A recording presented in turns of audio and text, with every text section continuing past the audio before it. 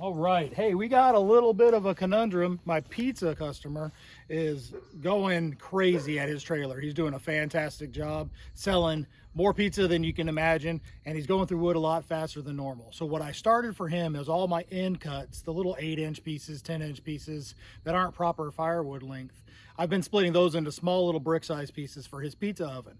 I've got 3 or 4 baskets of those ready for him to go next year. They need about a year to dry. They're probably going to dry in about 6 months because they are so much shorter and smaller. So I think they'll dry a little quicker, but they're not quite ready. So what I've got is I've got premium oak that's ready, firewood that is ready to go, but it's in these long 16-inch pieces that are perfect for firewood, perfect for bundles, but they're not great for that little pizza oven. So what are we going to do today? I'm going to show you a little jig that I made up to solve this problem, to turn these 16-inch pieces into 8-inch pizza wood pizzas.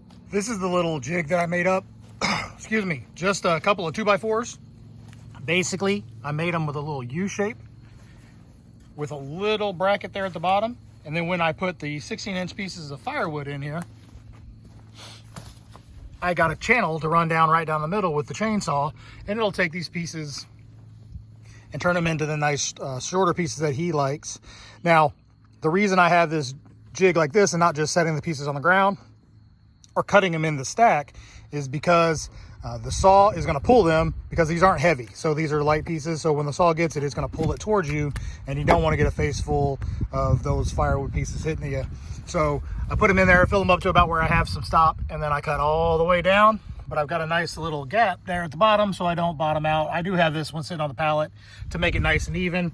I did a few over here on the ground, but we'll set the camera up and show you how to do this. Today we're using the 290, not my biggest saw, and I do that on purpose because the 462, it eats and it rips pretty quick.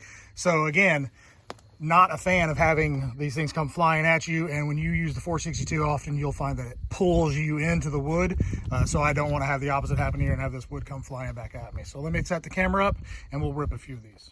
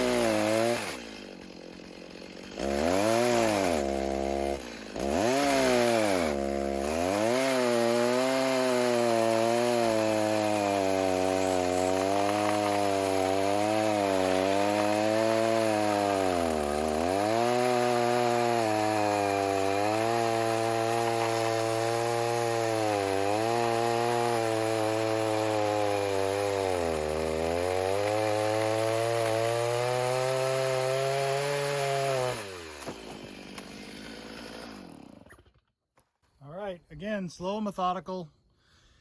You saw those fibers at the beginning, trying to grab the chain, getting a little stuck, but we're back to firewood chunks, pizza wood chunks. So these are gonna work for him. I could probably get the 462 out and show the difference, but if I did that, I would want to get one of those helmets with the face mask.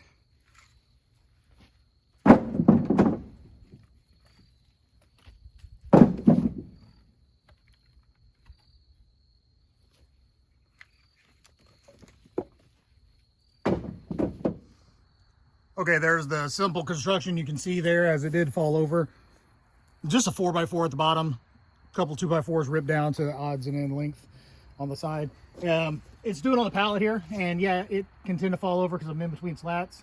Now it's nice and level, but even if you're on uneven ground and it's not staying, what you'll find is that when you take your wood and you get about 2 pieces of firewood in here, it's going to hold itself even on a little uneven ground. And then I just load her up. And I don't fill it all the way over the top again. Just trying to keep it protected. Give me just a little bit of buffer. Just a little bit of it to brace against.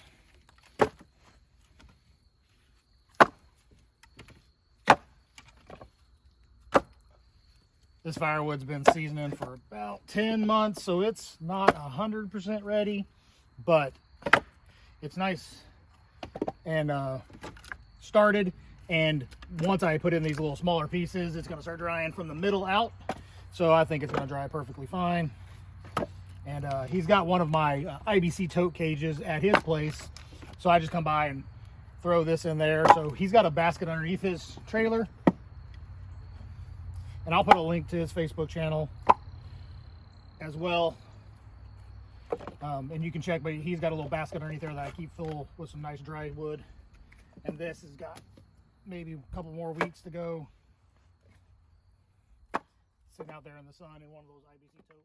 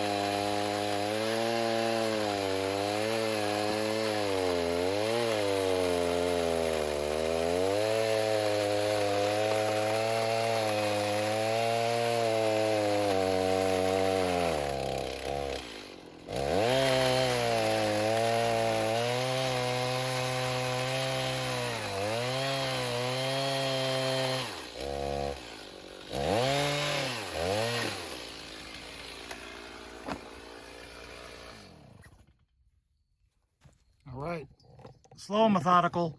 I know all the chainsaw experts on YouTube are going to tell me my saw is dull or that I need to do something differently, but I'm really slow and methodical on this because, again, it does tend to throw the pieces of wood at you if you're not careful. So that's why I use a slower saw. The 462 will get it done faster, but I'm not in a hurry, as you can tell, because I'm making a YouTube video and then moving the stupid camera around and dealing with that takes forever. But there you go, little 8-inch piece. Throw it in the truck, and then yeah. So these are gonna work good. These are the size he wants. Easier to fill into his basket. Got a whole setup there. We'll do one more for posterity to show you how to get it all set up. I'll just throw these in the truck real quick. And yeah, he likes to use oak. I've got some cherry and I've got some maple, but so far, this is all we're doing is oak. He's got the temperature down pat because the wood is nice and dry. And he likes to maintain that temperature, and it gets that good crust on his pizza. But we'll see if he wants to try a different species down the road, but yeah. Right now, my protection, I usually wear some hearing protection, and anytime I'm sawing, I use my glasses. These are just some cheap steel sunglasses that give you a little protection.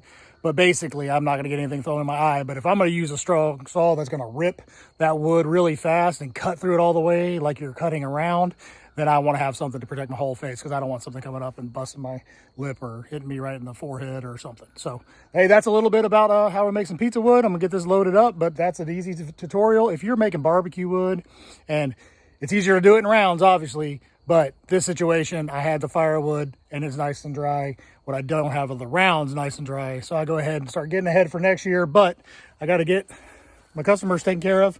So we're gonna get that loaded up in the truck.